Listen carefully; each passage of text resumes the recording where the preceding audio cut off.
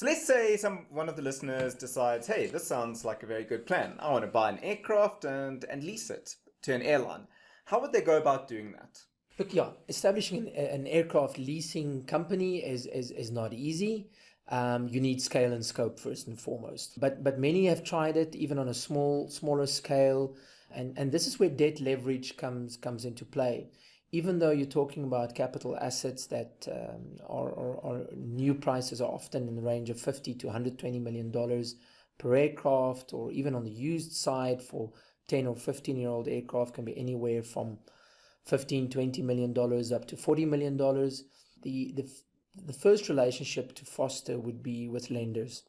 If you want to own an aircraft and successfully lease this out to an airline, one needs to first establish sufficient debt leverage, meaning take the ticket price and make sure that as much of that can be funded by a third party.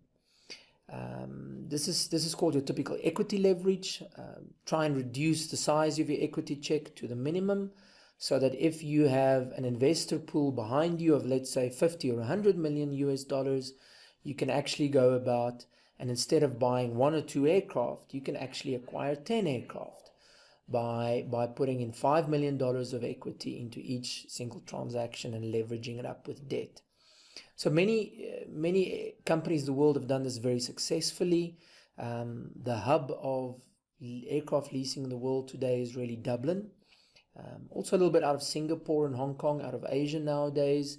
Why is Ireland so popular? Mainly because of tax benefits, together with very creditor-friendly legal regimes that provide creditor protection and the ability for leasing companies to deregister aircraft and to remove them out of certain jurisdictions into other jurisdictions in times of difficulty. Wouter, when you have a look at an aircraft, it obviously produces a hell of a lot of data. Combined with that, there's a lot of data in the aviation industry as a whole, and you've got all your airlines, and obviously these are assets that are moving all the time. And each kilometer or each mile that they move, they're generating data. And you've got data about the engines and the aircraft use, etc. A lot of data in the industry. How do you think that can be leveraged? And do you think that this industry is ripe for data science and data explosion, data growth, and data companies to come in and extract value and show companies and show lessors how they can extract even more value from these assets? Absolutely. At a recent conference, one of the major aircraft manufacturers were specifically talking about exactly that, the big data revolution that is taking place in aerospace. First and foremost, the context. Aerospace and the aircraft industry has always been at the forefront of technology. Aerospace industry often employs and utilizes high-tech equipment, high-tech materials that are often not developed in many other parts of industry. So you require a very high-tech, innovative environment to manage, therefore, these highly complex assets. To give you an idea, for example, aircraft engines. So aircraft engines, as you can imagine from even a safety perspective, are a critical component to that aircraft. And there are many parties, therefore, in the value chain that have an interest in the data generated by every flight of that engine. The safety regulators. So in South Africa, for example, the Civil Aviation Authority, the CAA, wants to make sure the aircraft airworthiness is properly met through the right certifications. Now, if you're capturing all the performance data and let's call it technical hiccups from that engine on every flight, that data can be shared with the regulators on a regular basis. At the moment, the aircraft world is partly still with one foot left in a non-innovative world where aircraft records are kept, often manually, with various logbooks, etc. But this is changing every year, more and more into an innovative environment where everything is electronically kept. And this data, just to come back to my point about the value chain, the airline themselves that operate these assets want to know, as an operator, to make sure their flights are on time, how do these engines perform? Can they meet the requirements of what was spec'd and provided by the manufacturer? The manufacturer themselves wants to know how their product is doing out there in the actual real world. So the manufacturers of the engines are constantly starting to track data on their own product. And then lastly, we spoke about the aircraft owners, which are often not the airlines, but third-party leasing companies, for them to ensure that the inherent value as presented by the appraisal market stays intact. More and more, this big data revolution that defines and creates constant cutting-edge technology data will continue to prevail, even more so in an environment where we are facing high fuel prices, an environment where the green dynamics of aviation is also at the forefront.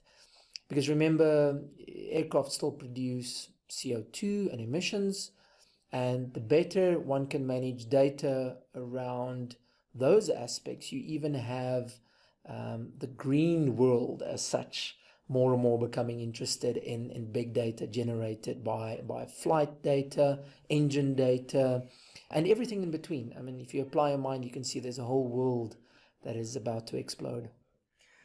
Speaking about the innovation that's happening in industry, Wouter, where do you see the aviation industry going in the future, and specifically aviation finance? Where do you see it heading towards? I think the aerospace industry themselves, what the first innovation that I think will continue is the use of hybrid and composite materials.